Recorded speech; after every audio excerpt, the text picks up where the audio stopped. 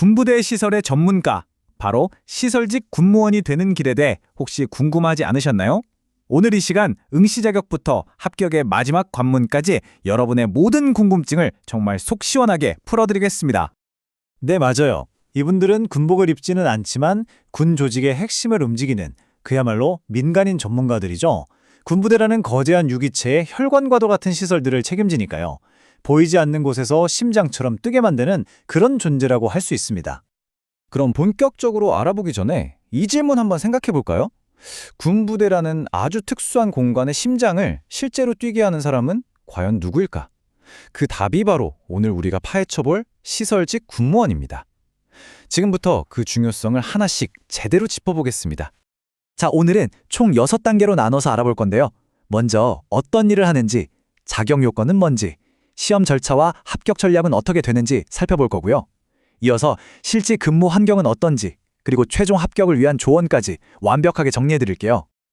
자, 그럼 첫 번째 파트입니다. 시설직 군무원이 되면 도대체 무슨 일을 하는 걸까요?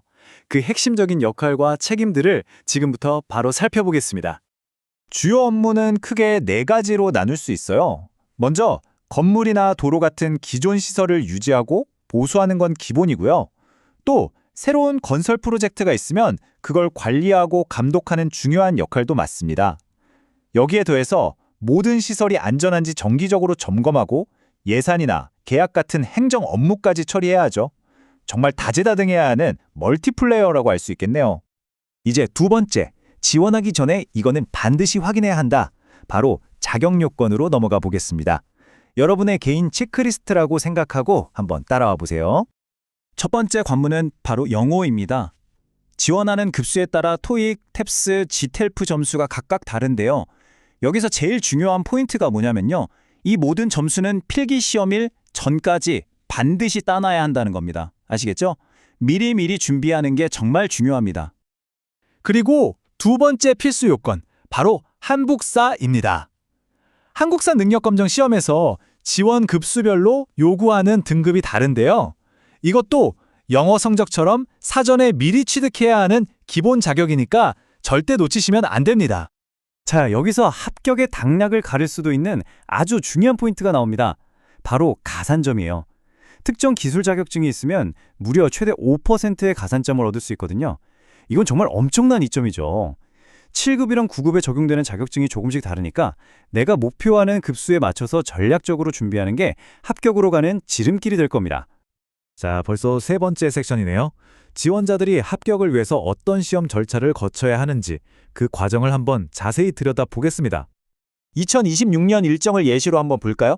4월 말에 원서를 접수하고 7월 초에 필기시험을 봅니다. 준비할 시간이 대략 2달 남짓 주어지는 셈이죠. 이 타임라인을 딱 보면 남은 시간을 어떻게 쪼개서 써야겠다 하는 전략이 그려지시죠? 시간 관리가 정말 핵심입니다. 합격까지의 여정은 아주 명확해요. 이렇게 딱 4단계로 이루어집니다. 원서 접수로 시작해서 필기시험, 그리고 면접을 거쳐서 최종 합격자가 결정되는 아주 체계적인 과정이라고 할 수 있죠. 그럼 필기시험 과목은 어떤 차이가 있을까요? 국어, 공기조화, 냉동공학은 9급과 7급 공통 과목이에요. 그런데 만약 7급에 도전하신다면 기계연력학이라는 전문 과목을 하나 더 공부해야 합니다. 학습량 자체가 달라지니까 목표 급수에 맞는 계획 수립은 필수겠죠. 네 번째, 이제 가장 궁금해하실 전략적인 부분으로 넘어가 볼게요. 최신 데이터를 바탕으로 어떻게 준비해야 합격에 한 발짝 더 다가설 수 있는지 그 비법을 지금부터 알려드리겠습니다. 2024년 육군 공채 경쟁률을 한번 보세요. 7급이 2.3대 1, 9급이 2대 1이었어요. 사실 다른 공무원 직렬에 비하면 이건 비교적 낮은 경쟁률이라고 할 수 있거든요. 그러니까 체계적으로 잘 준비만 한다면 합격 가능성이 충분히 높다는 아주 긍정적인 신호로 볼 수 있는 거죠. 그리고 여기 아주 구체적인 목표 점수가 있습니다. 2024년 육군 9급의 합격 커트라인이 바로 45.33점이었어요.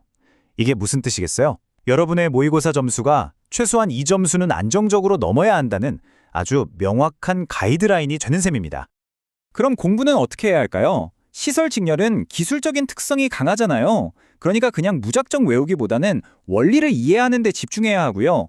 또 도표나 그림 같은 시각 자료를 활용하는 게 훨씬 효과적입니다. 이론을 실제 업무와 연결지어 생각해보고 최신 기술 동행을 놓치지 않는 것도 아주 중요해요. 자, 이제 5번째 섹션입니다.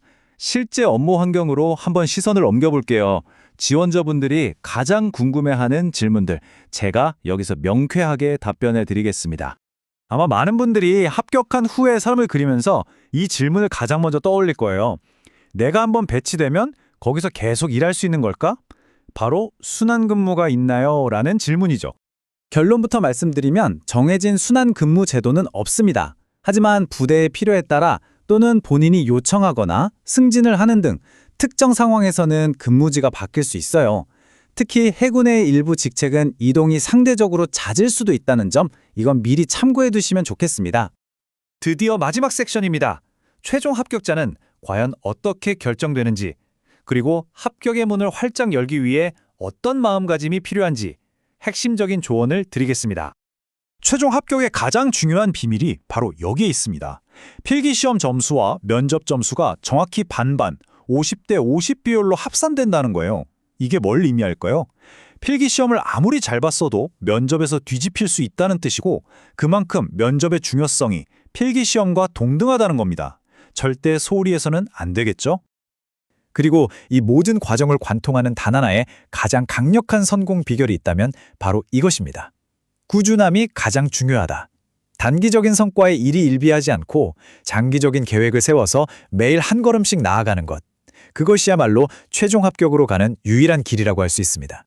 자, 이제 마지막으로 여러분 자신에게 이 질문을 한번 던져보시죠.